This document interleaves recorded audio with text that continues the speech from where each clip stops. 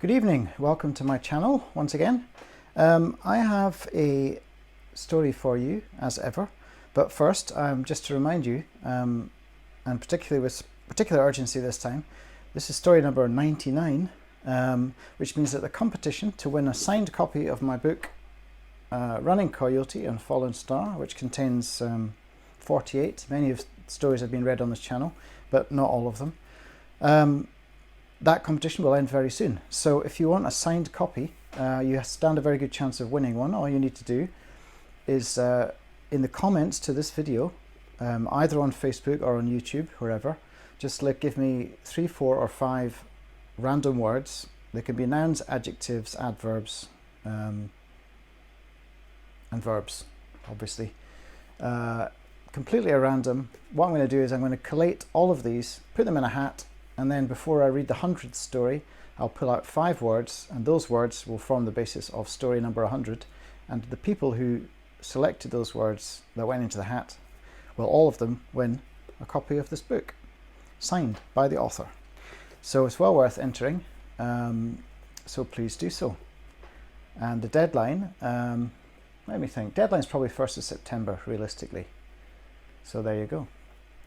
And yeah, so today's story,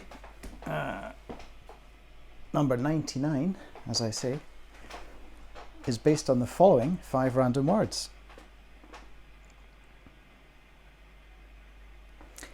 And it is called Dandy Jack. Dandy Jack, as he was known throughout Somerset, hadn't started life as a highwayman. Legend had it he'd begun his career as an ordinary farmhand working the apple harvests. People said he'd been maltreated once too often by his master and had enacted a terrible revenge. The citizens of the village of Ide, where Jack had been born, and to which he secretly returned from time to time, whispered to one another that the lad, when not quite 14, had gotten his master drunk on unreasonably strong scrumpy, locked him in the barn and set it alight, then absconded with the takings from that year's harvest. The truth was somewhat more mundane. Jack had struck his master for withholding his pay packet once too often. Jack was frequently late and often insolent, had stolen the payroll and run away. The fire that had occurred the same evening had been entirely incidental and accidental. Conveniently, since it was assumed that the cash had burnt up with the barn, the fire had saved Jack from awkward inquiries by the local beadle. Still, it didn't hurt to let such awful stories flourish and develop. And after the boy's disappearance from the parish, Jack left it a good decade before he returned to settle down under the pseudonym of Henry Rackham, gentleman pig farmer on the self-same farm he'd once worked as a lad. Jack spent most of his year with his grunting, dirty but entirely trustworthy charges. But in late springtime, while the pigs grew fat on apples from the rundown orchard from which Jack had once scrumped, he donned his long black cloak, fancy carnival mask and feathered hat and rode out as Dandy Jack, the highwayman. Within a couple of years, Jack had pilfered over £100 from the coaches that rattled their way along the Bath to London road. The fine terraces in nearby Bath contained the summer residences of many of the gentlemen of court who wintered in London town, Henley or Windsor. They'd often make the 2-day journey south to attend a concert, party or wedding, and Jack would lie in wait, choosing his target with caution and cunning. Jack was no ordinary robber. An autodidact from earliest childhood and the son of schoolteachers who died from the pox when he was just 6 years old, he'd learned enough French to woo some of the more loose-tongued and loosely corseted Bath ladies. He'd gain their favour and glean intelligence regarding their comings and goings. In his guise as a gentleman farmer, Jack, aka Rackham, whom the gentlewomen considered a charming rogue, would learn which gluttonous aristocrat or scrofulous priest was sallying forth on Saturday morning. He'd sometimes even find out who his coachman might be, and whether he'd have a man with him, an armed guard or manservant charged with carrying a pistol or sword for protection. Jack would avoid the most glitzy and best defended carriages, preferring instead those victims who attempted to disguise their wealth with unshowy vehicles and early morning departures. Those gentlemen believed their cunning would be their protection. They were sorely wrong in this estimation. The previous evening, Jack had camped out under a canvas bivouac concealed within a hawthorn hedge by a bend in the road.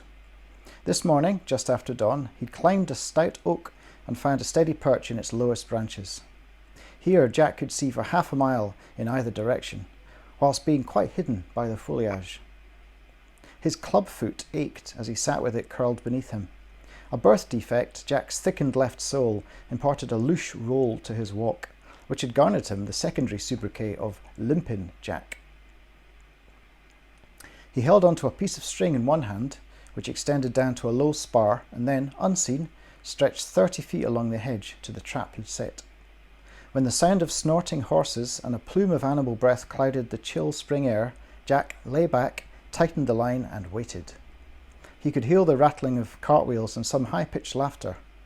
Lady Madeleine de Clerk, courtesan to Sir Edward Montague, Earl of Hereford, her voice a bell pealing through the honeyed air. Gentleman farmer Henry Rackham had attempted to woo Maddie a few evenings earlier during her postprandial around the circus in Bath. She had not shared much about her coming weekend, other than that she'd agreed to accompany a friend to town for a wedding. A little more digging from her maidservant revealed that this friend was Sir Edward. Maddie's companion would prove a perfect mark if it all went according to plan. By all accounts, the man was a terrible coward, a cheat at cards, and a bully. The three tendencies often went hand in hand, Jack had discovered.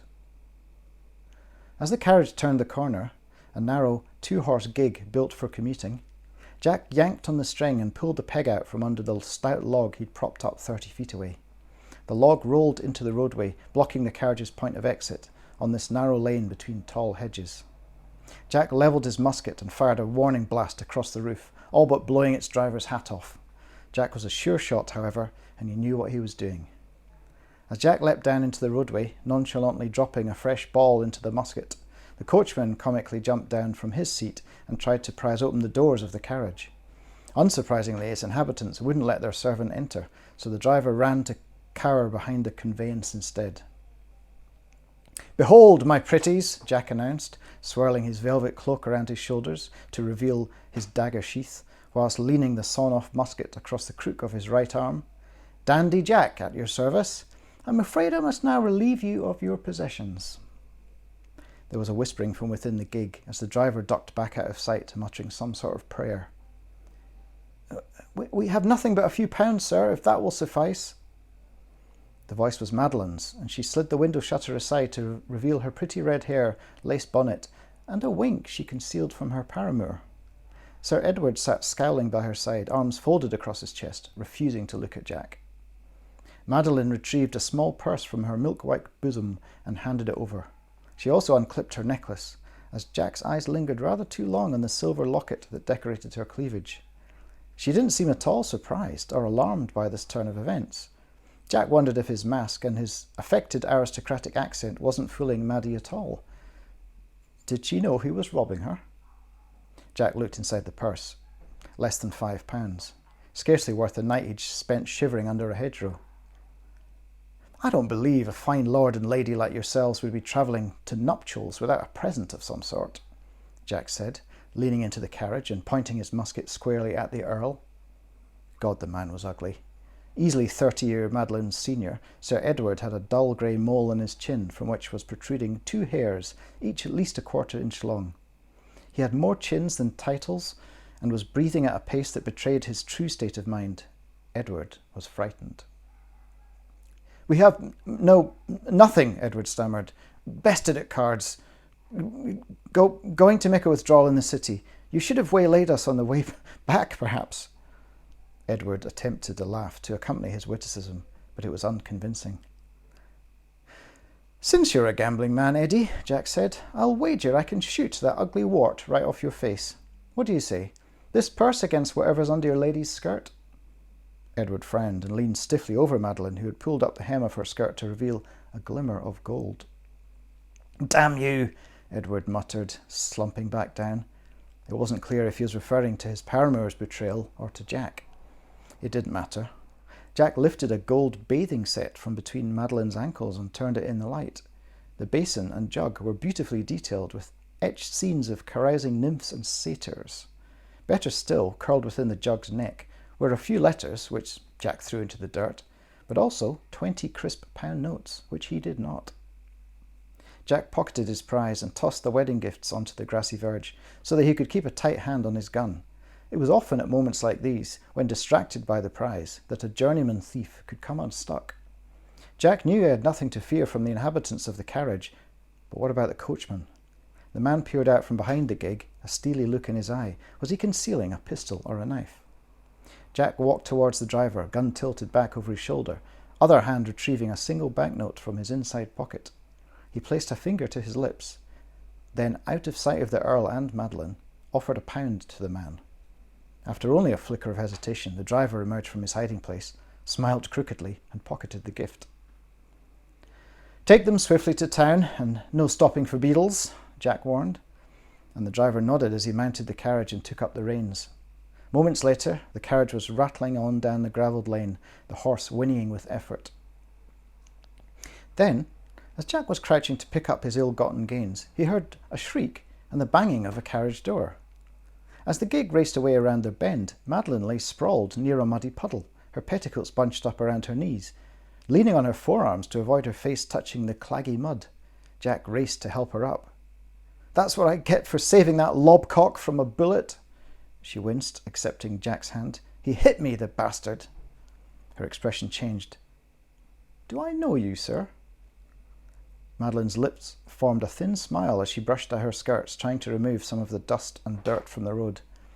Jack checked his mask was in place and, flustered, cleared his throat. I rather think not. I do wonder why a fine young lady such as yourself would consort with such a fat, ugly toad, however." "Well, that's a whole sorry tale and no mistake," she said, letting her own dulcet tones slip into a rather more urban mode. It appeared they were both affecting a station to which neither belonged. "Why not take that money you stole from my purse," Maddie suggested, "and buy me my luncheon in some nearby tavern? Maybe I'll tell all. I take it you've a nag concealed hereabouts." Jack's 3-year-old stallion, Goose, was tied up behind the hedgerow. Jack took Madeline's arm and led her along the path, the trinkets and musket uneasily balanced on his other arm. If Maddie moved to grab his gun now, he might not be able to react in time. She did nothing of the sort, of course. When they reached Goose, Maddie simply placed one dainty foot in the stirrup and vaulted up onto the animal with practiced ease. "I take it you'll be walking," she said imperiously as Jack stowed his weapon and prizes away in the leather bag that filled the space behind the single saddle. "I guess I shall," Jack said with a smile, leading Goose away from the shade of the hedgerow whilst feeding him a couple of crab apples. "And you can lose the party mask, Mr. Rackham," Madeline said, adjusting her bonnet. "I'd recognise that limp anywhere." With that, she kicked the horse into a full gallop, and, annoyingly, Goose obeyed his genteel new rider and left Jack in the dust, clutching a half-eaten crab apple. He laughed, tore off his mask, and began to hurple down the London road after Maddie, wondering if she'd slow down for him or lead him a merry dance instead. That was the first, but not the last time, Dandy Jack was bested.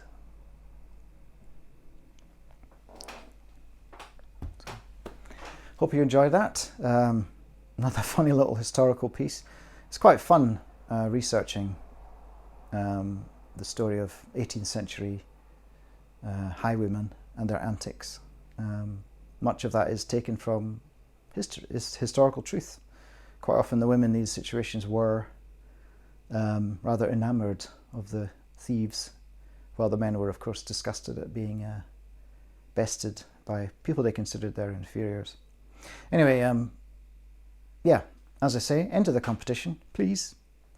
And, well, I mean, if I only have 2 entries, it'll definitely save me having to send out lots of copies of my book. But I think I've got about 7 or 8, but I could do with a few more. So, yeah, do enter the competition. And I'll see you again for Story 100 at the beginning of September.